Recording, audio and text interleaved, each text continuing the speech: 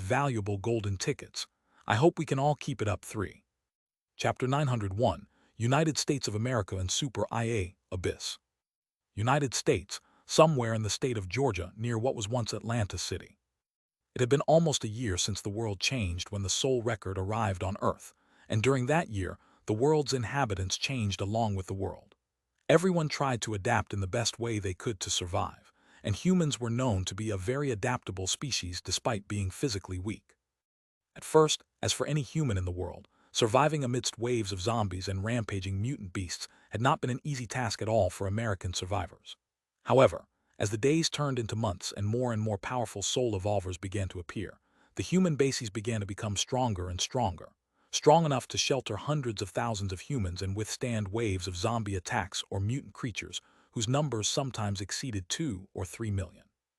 There were several factions in different territories of the American country. However, the most powerful of them all was undoubtedly the faction led by Angelo, who was not only the son of the ex-president of the United States, but also turned out to be a talented warrior with great leadership abilities.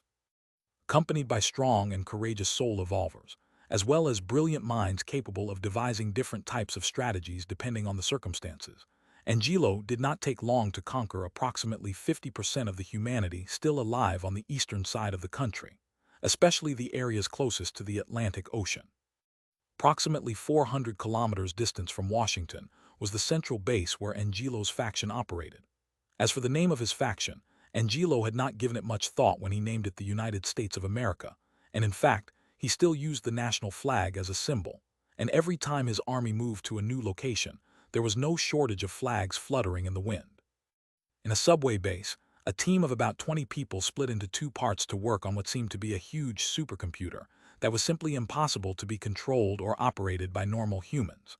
All of these 20 were soul evolvers, whose classes made it easier for them to control electronic devices. This supercomputer was actually a lost technology, whose capabilities could only be described as superb. Despite having no combat capability, the supercomputer, whose name was Abyss, possessed an artificial intelligence that was not only capable of blocking or intercepting any communication coming from a device not registered in the system, but even had the ability to send sonic waves capable of blocking teleportation or speed-boosting skills, powerful enough to affect the space of any human soul evolver, whose DNA was not registered in the database. Of course, Abyss was not able to cover the entire United States, not because of its inability, but because for its waves to spread it needed to be connected to a different computer every 1,000 kilometers. This was the reason why the faction led by Angelo could only protect its own territory, and the rest of the country's territory was not under the control of Abyss. The team of 20 men was working underground in a forbidden area to which no one was allowed access except a very limited number of people. Everything was going normally until suddenly the big screen changed, showing the complete map of the territory controlled by the faction. Abyss, is something wrong? The serious voice of the team's leader, a man who appeared to be about 37 years old, sounded inside the large room. A woman's sweet voice sounded from the screen. Attempted activation of over 50 different skills has been detected. All attempts were unsuccessful. There is an 80% chance that the reason behind it is due to a territorial requirement, and a 20% chance that it is due to a different requirement. More than 50 teleportation skills. Abyss, are you sure? The leader's eyes widened in shock. That's right, all the skills were activated by the same soul evolver. Abyss replied with no change in her voice. Impossible. One of the 20 men shook his head, unwilling to believe what he was hearing. Even in the hypothetical case of a human actually possessing enough luck to obtain 50 teleportation-type life-saving skills, to possess 50 teleportation skills, that would mean the other party must be a third-order soul evolver, but without any active attack-type skills. Because hiding strength was important since one never knew when a traitor might appear, only a limited number of trusted people knew of the existence of the titles that allowed the faction leader to teleport anywhere in the territory they controlled. In the United States of America faction, only Angelo himself and his close group knew about it. It was precisely because of this that upon hearing of 50 teleportation-type skills supposedly belonging to a single soul evolver, no one could believe it, even though they knew in their hearts that Abyss could not go wrong within the territory under her watch. A small red dot was marked approximately 200 kilometers from the western edge of the faction's territory, and Abyss' voice rang out inside the sealed room. In addition to these teleportation skills that did not get activated, the other party also activated a teleportation skill with a global scale range. I have consumed 30% of the total energy to block space and prevent the opening of a space door as instructed by Sir Angelo in the past. The approximate location where these skills were activated is near to what was once Kansas City, about 260 kilometers to the edge of the territory controlled by the United States of America. Everyone stared at the small red dot with wide eyes as Abyss' voice continued to propagate in the room. The other party has been identified, and the chances of him possessing a communication device that surpasses the current world's technology by a wide margin are 99.9%, since I was forced to consume 60% of Soul Stone Number 1's energy to spread communication jamming waves throughout the area. What, Abyss, have you managed to identify the other party? John, leader of this privileged small team, was very surprised when he learned that the AI had identified the unknown soul evolver. Unless the other party was near a computer within the faction's territory, it should not be possible for Abyss capabilities to accomplish such a thing. Besides, the other party has technology that surpasses the technology of our current world. John's heart clenched as he said in an apprehensive voice, Abyss, who is the other side? Abyss did not speak, but opened a file, and a second later put a recorded audio on playback. This is Bai Zemin addressing to the Sky Destroyer. I repeat, this is Bai Zemin addressing to the Sky Destroyer. A man's deep voice echoed inside the room, and for a moment no one understood what was going on. Is that Mandarin? One of the operators muttered in puzzlement. I don't understand Chinese, another commented as he looked at his colleague. For starters, what's a Chinese man doing in this place? Only John had a drastic change in his expression when he suddenly shouted in shock, Bai Zemin, Abyss, do an analysis regarding the chances of this unknown person being the leader of China's strongest faction. I have already did it, Abyss replied in her usual tone of voice. Exactly 12 minutes and 35 seconds ago, a space portal outside of my blocking ability opened in the sky near one of Kansas City's forests. The likelihood that the other party is Bai Zemin, leader of the biggest faction currently leading a large part of the Asian country known as China, is 100%. His reasons for arrival are unknown. The location from which he teleported is also unknown. The room was silent for a few seconds before everyone gasped. About 6 months ago, one of the Chinese factions that managed to take over a nuclear base fired a missile into Chinese territory, but that missile did not explode. However, from that point on, the U.S. faction had kept its radar focused on China for fear of receiving a nuclear attack.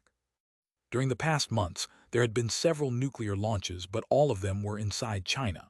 However, the United States was surprised that none of those missiles exploded.